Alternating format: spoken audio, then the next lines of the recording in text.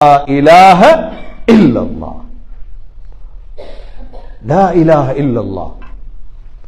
நபி ஸல்லல்லாஹு அலைஹி வஸல்லமுடைய காலத்தில் உசாமா ஸைத் ரலியல்லாஹுடைய மகன் உசாமா நபி அவங்களோட மிக விருப்பமானவர். நபி அவங்க ஜுஹைனா கோத்திரத்தாரிடம் அனுப்பி வைக்கிறாங்க. அங்க போனா ஒரு மனிதரை உசாமா ரலியல்லாஹு அன்ஹு கொலை செய்யறதுக்கு போறாங்க. அந்த மனிதர் உடனே லா இலாஹ இல்லல்லாஹ்ன்றார். ரெண்டு பேர் போனாங்க. உசாமா ரலியல்லாஹு அன்ஹு அவர்களும் அன்சாரி சஹாபியும். அன்சாரி சஹாபி லா இலாஹ இல்லல்லாஹ்னு சொன்னதோட ஓரமாயிட்டார். ஆனா உசாமா ரலியல்லாஹு அன்ஹு குத்திட்டார். மதீனாவுக்கு வந்ததோட நபி ஸல்லல்லாஹு அலைஹி வஸல்லம் விஷயத்தை சொல்றாங்க.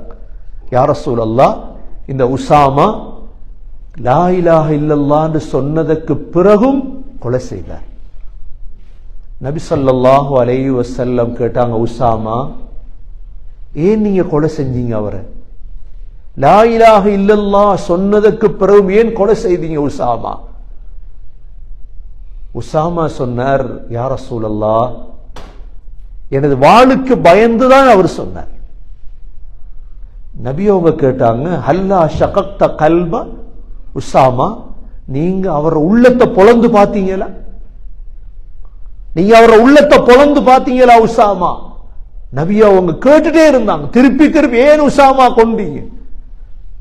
உசாமா ரலியல்லாஹு சொல்றாங்க, நபி அவங்க திருப்பி திருப்பி கேட்டதை பார்த்து இன்றைக்கு நான் இஸ்லாத்துக்கு வந்தா நல்லா இருக்கும், ஏன் இதுல கலந்து கொண்டு, ஏன் இதை நான் செய்தேன்?